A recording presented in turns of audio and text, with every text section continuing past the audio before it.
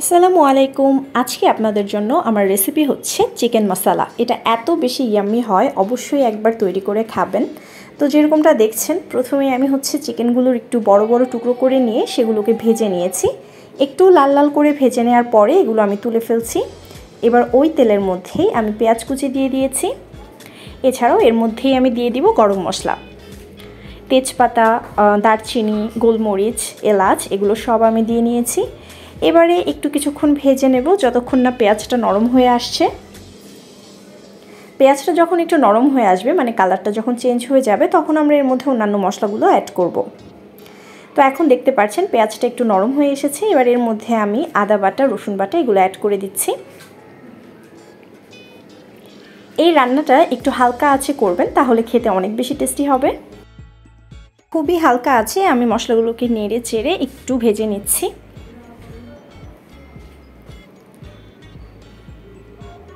মশলাটা ভাজা হয়ে গেলে এর মধ্যে এবার আমি অন্যান্য ইনগ্রিডিয়েন্টস অ্যাড করে দিচ্ছি। লবণ দিলাম,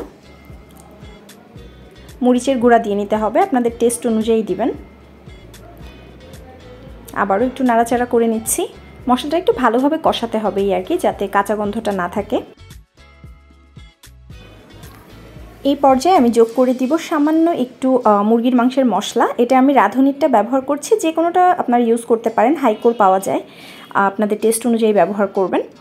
তো মুরগির মাংসের মশলাটা দিয়ে আবার একটু নাড়াচাড়া করে নিচ্ছি। এটা অপশনাল, আপনারা চাইলে দিতে পারেন, না থাকলে নাও দিতে পারেন, তবে দিলে খুব টেস্টটা ভালো আসে, তাই দিয়েছি। তো এবার আমি মুরগিগুলোকে এর মধ্যে দিয়ে দিচ্ছি, আবারও ভালোভাবে একটু নাড়াচাড়া করে নেব। যেমনটা আগে বলেছি যে খুব হালকা আঁচে রান্না করতে হবে। ঢাকা দিয়ে দিচ্ছি, কিছুক্ষণ এভাবেই এটা জাল হবে। কিছুক্ষণ পরে ঢাকনাটা উঠিয়ে একটু নাড়াচাড়া করে দিব। এই মশলাটার মধ্যে যতক্ষণ আপনারা মাংসটা কষাবেন, তত এটার টেস্ট বাড়তে থাকবে। তো চেষ্টা করবেন হালকা আঁচে বেশ সময় নিয়ে রান্নাটা করতে।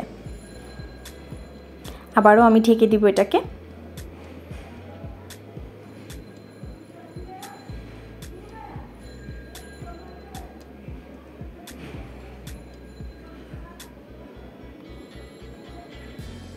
এভাবে রান্নাটা একটু সময় নিয়ে করেছি, দেখতেই পাচ্ছেন। ঢাকনাটা এবার তুলে এর মধ্যে পানি অ্যাড করতে হবে মাংসটা ভালোভাবে সিদ্ধ হওয়ার জন্য। তবে অল্প পরিমাণে পানি দেবেন, কারণ এটা কিন্তু খুব একটা ঝোলঝোল টাইপের রান্না হবে না। আমি একটু পেঁয়াজ বেরেস্তা দিয়ে নিচ্ছি, সাথে দিয়ে দিচ্ছি কয়েকটা কাঁচামরিচ। পেঁয়াজ বেরেস্তাটা অবশ্যই ব্যবহার করতে চেষ্টা করবেন, এটার টেস্টটা একটু ডিফারেন্ট আসে। খুব ভালোভাবে আবার একটু নাড়াচাড়া করছি, আবার আমি ঢাকা দিয়ে দিব।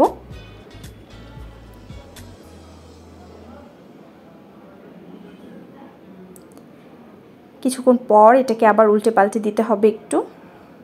যেহেতু হালকা আঁচে রান্না করছি, সময় বেশি লাগছে, এই কারণেই মাংসটা বারবার উল্টে পাল্টে দিয়ে ঢাকনা দিয়ে রান্না করতে হবে।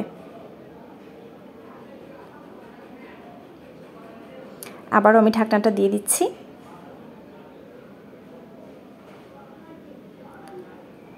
তো দেখুন, প্রায় 10 থেকে 15 মিনিট পরে পানিটা অনেকটাই কমে এসেছে। আর একটু পানিটা আমরা টানিয়ে নিব।